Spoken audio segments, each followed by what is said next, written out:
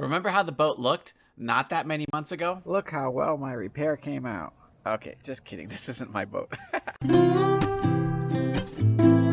I'm Brian. Join the adventures as I share what I learn restoring a hurricane-damaged catamaran with the dream to sail the world. I really wanted to get the inside painted and like see a big difference in the boat, but you know, plans always change. I just kind of do whatever seems to be the best thing at the time. And so I moved back to working on the outside because I need to get this in primer. And so I started fairing it. One of the things I just did just now is I cut off that overhang that I had. If you remember that overhang that was sticking out, and it just looks so much better with it cut off like that. Most of the time I'm sanding this, I'm using bruiser. If you don't remember why I call this sand a bruiser, well, you got to watch the old videos. But that I go through, and you can always see I've marked some of the spots that were kind of low in fairing, and so I put more fairing compound and then I hit those, and so you see I've got some of the original very top of the glass weave. Actually it's more of the stitching coming through, and then my first layer of fairing, which was the stuff I mixed up there. Then you can see this I don't know, there's a second layer. Some of this stuff is second layer, and then some is third layer. So probably one more layer. This might even be good enough to prime it. Getting tired. Too much sailing yesterday. All right, so I made this thing, and I just used a piece of the puzzle joints that was left over, the scrap, and some 1/2-inch plywood, and then I stuck that on there. I'll use it just like this to find the high spots when I'm fairing. But most of the time, like, this is pretty darn flat. Most of the time I can just do it with that sander, and once I get it flat, like it's pretty flat now, just a little bit more with that guy, then it's ready for the DA, and I'll come in and hit this and we'll prime it. So Total Boat is one of those companies that likes to reach out to a lot of I guess micro influencers like me, like they kind of have a small channel. Anyway, so I've started using this stuff, Total Fair. Full disclosure, I did pay for this stuff, though they did give me a discount code, and if you want a discount code, there should be a Total Boat discount code down in the description.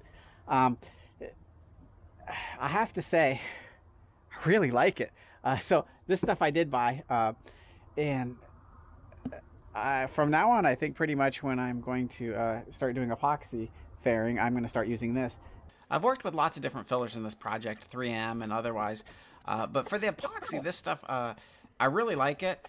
I was using my favorite before this was some stuff that I would just mix up with 3M glass bubbles, but this stuff just is so smooth, and it's just the perfect consistency, and it mixed nicely, and you can tell exactly when it's mixed up. So the technique that I use, and I'm not sure that it's the right one or the best one, but it's worked well for me, is to just get the putty slapped on there as fast as I can, and then I take a drywall knife and I'll smooth it out and get it nice and flat. Now you can use the angle of the knife with a lot of pressure to either put more putty on or to take it off and get it perfectly smooth. These mosquitoes know when you have your hands covered with stuff and you can't touch your face to shoo them away. They land on your face and bite your face.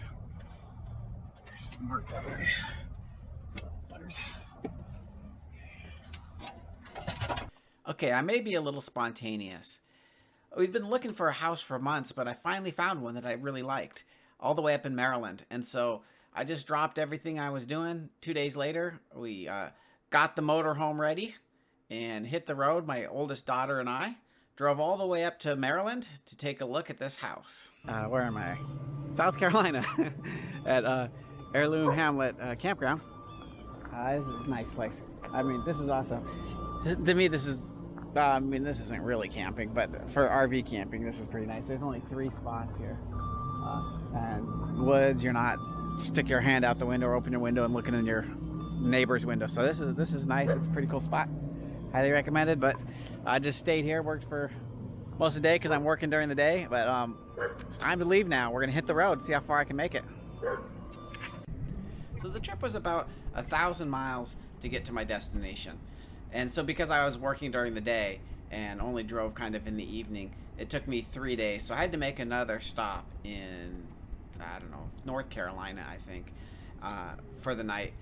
And then we came to this bridge is pretty cool. This is the Chesapeake Bay Bridge, I guess, or something like that. I don't know. There's two bridges. This one is to the outlet. You go through a tunnel, and you go up over the bridge. And it was pretty cool as we were going under the tunnel. We went right under a big cargo ship going over top of us, which was kind of cool. I was getting a little worried because my RV had been, ever since I started fixing it up, since I got it, because it was a fixer-upper. But then when I got the boat about 1.5 years ago, I just parked it and it just sat in my backyard for that whole time. And so when I pulled it out, I had to do a bunch of work on it. We just whipped it together over the weekend. My friend Jeff, if you remember his boat, he came over. We put new brakes on the front. I went to the boat yard, and the car lot next to us, they put new tires with some help from the people from the boat yard. I put new tires on the front. And I was just hoping, okay, jump in this thing after it's been sitting for 1.5 years and see if we can drive over 2,000 miles and make it. And I was afraid, okay, I'm going to blow out one of the back tires or something on this bridge. But everything worked good. It was a fun trip. It was a long bridge, but before you know it, just a few days after I got this crazy idea that I should maybe go to Maryland, we arrived in Maryland. So this here is the state park down the road from one of the houses I'm looking at. So I've stayed for the last 2 nights since I got here. Since I was in the neighborhood, I decided, well, might as well go to the Annapolis Boat Show. At the Annapolis Boat Show, I run into the legend and my inspiration, Colin. Good to meet you, Brian. Nice to meet you. In a future episode, I'm going to share more of the interview I had with Colin where I told him what I thought of his boat. So there were a lot of great boats and cool stuff to look at the boat show. But what really got me was when I was at the YouTube booth, waiting in line to talk to some of my favorite YouTube channels like MJ Sailing, Odd Life Crafting, Expedition Evans, Parlay Revival, of course. People kept coming up to me like I was actually part of the YouTube booth and saying, oh, we love your channel. And I don't know, I mean, I felt like a celebrity. And so I was really humbled by that. Hear me, this crazy hack trying to fix up this broken up boat, and I'm mingling and being compared with some of these other people. So that was kind of humbling to me.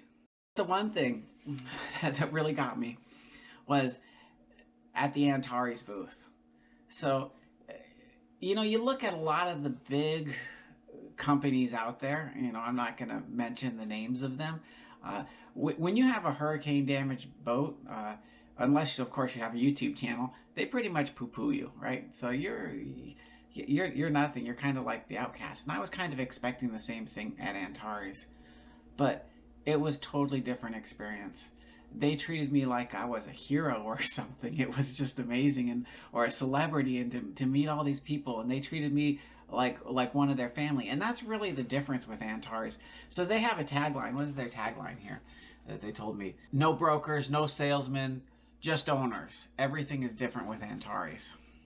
And I can tell you that's what it was. And so as I go through this booth and I meet with all the other owners, and there's no salespeople there, they're just other owners, and most of them volunteer. They just volunteer to come because they just love the boat, and there's just such a big difference between other boats. And so I had no idea when I got this boat. You know, I knew it was a good boat, but I had no idea the support that I would get from a manufacturer. And my boat's not even manufactured by Antares. It's the same model, but there's a company change in between.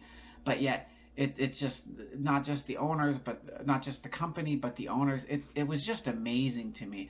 And I have one of the owners wearing one of my dream shirts. That was just, I was just humbled. I mean, that day at the boat show was just 100 times better than I could imagine. And it wasn't because of the boat stuff. So thank you to all the people that I met at the boat show, both fans and other Antares owners. It was great. You know, I'm humbled here. I'm this just little podunk channel crazy guy, and I was just welcomed into the family. Welcome to Live Wide. This is one really tricked out Antares. Oh, the life. I can just imagine this. So this boat here is available as an Airbnb to stay on overnight here at the dock, which is great here in the Chesapeake, and you get a feel of it. It's like the whole experience. It's also going to be available soon in the future with a captain. So the captain will take you out, and you can go see the world. So that's where I talked about I want to move my steering wheel. So I want to figure out where I want it. I want my steering wheel to be right here. So I think that'll still be clear of my chart plotters, because I won't have giant chart plotters. I'll have smaller ones because I'm too poor. Not that poor, but I don't want big chart plotters because they're just going to get destroyed in a lightning strike anyway. If you ever watch the house hunters on TV, you'll know that they're pretty fake, right? So what they actually do is they find someone who's recently bought a house, and then they take them around and look at their house plus 2 other houses that are currently on the market, make some other comments, and that's why you almost always find that the house they buy, for some reason, comes furnished. Well, it's their furnishings because they've already moved in, so most of those are staged. So the first house we looked at was really beautiful, very big, lots of bedrooms, is kind of a cool layout, but who cares about all that crap? I think the dock that you have shared access to is over there, but that's not going to work for working on my boat. That's kind of creepy. I was trying to tell Mom, there's a grandma in the chair, but then the internet connection broke. So for some reason, the realtor didn't want to drive us around, so we had to drive my RV to look at all these houses, and we got on this road and it kept getting narrower and narrower and narrower. Yeah, maybe you should have turned around there. Maybe just Okay, I'm parking up. here. Yeah, I didn't think I was going to clear some of the trees with the RV. So this house had a huge acreage, but was the smallest house. It had kitchen and bedrooms and everything else. Like I say, who really cares about that part? So off I go onto the trek to find the dock. And this is the largest property. I can't remember if it was like 12 acres or 30 acres or 20 or something. Anyway, so it was pretty big. So I started walking down this trail, and okay, yeah, I'm a bit of a wimp. As I start going down this trail, I start hearing noises off in the bushes and things like that. And I'm thinking, okay, I could just imagine myself out here at night, coming back from working on the boat at 1 in the morning in the dark with just a flashlight and hearing something out in those bushes and freaking out. So I'm like, I don't think this is going to work. This trail just keeps going on and on and on. And then even past this, I think the dock goes way out through the marsh. But then when I came to this point here, I thought, yeah, no, this is not going to work. This next place had a pretty cool dock, but as I looked at it, look at all the bird crap on that dock. I'm like thinking, that's exactly what my boat's going to be looking like. At least it's white. But this is a cool house because it's on this point, and so you're pretty much completely surrounded by water. As long as the water doesn't rise too high, I think you'll be okay. Kitchens, bedrooms, blah, blah, blah, blah, blah. Yeah, it's a house, fireplace, who cares? But this house it had a weird layout, but look at this view. I mean, from those round windows, that was kind of cool. Yeah, I just thought that was awesome. Could imagine that. But I just worry, I don't think I can get my boat through that channel without really checking it, so I'm not sure. But still, this is a pretty cool house. One advantage was I could probably even build some sort of mechanism so I could put my boat right up on land with a trailer. There's another option. This piece of property is for sale. I can build a house here. Check out the dock. I think I could say about this, it is guaranteed to flood.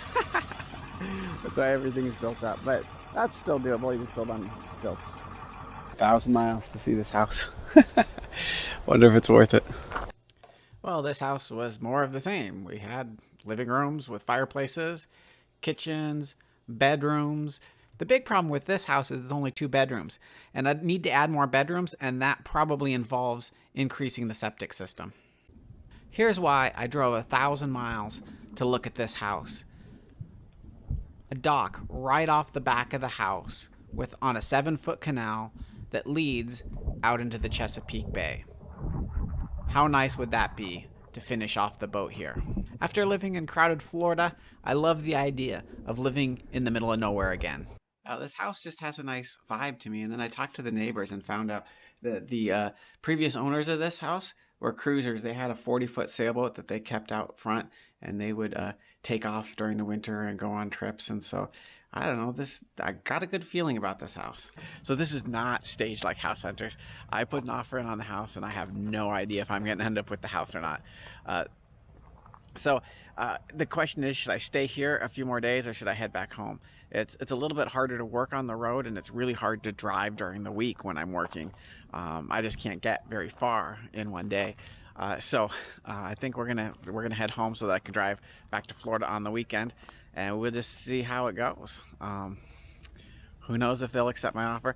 And unlike House Hunters, most of the time people don't accept the first offer.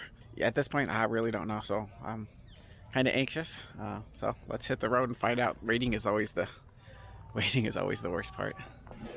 My adventures are never complete without some weird sidetrack. So, my friend Keith had bought another UFO boat, the one that I'd been sailing that hydrofoils, that I'm still going to show you some pictures of. So we stopped at Charleston to pick it up, and we just loaded it up on the roof and took it back. I was a little worried we might lose it off the roof at 70 miles an hour down the freeway. That's just what we need, another UFO sighting in the news. It looks pretty solid. Got everything double tied, extra tied through there. I think it's gonna be good. Hopefully, Keith, I don't lose your boat. The guy that Keith bought the boat from had some racing BMWs, which was pretty cool, so I got to take a look at those. Pretty awesome. So this is a Lemons racer. It's a 24-hour race. And they said the more ratty the car looks, the less points they take away from you when you start. So the more likely you are to finish. But this guy, this particular car, it's like one of the top 10 finishers.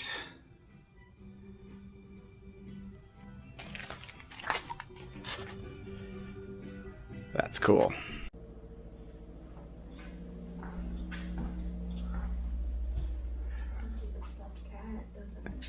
Yeah. Okay, that's always creepy to me. Do you think it's real? Maybe.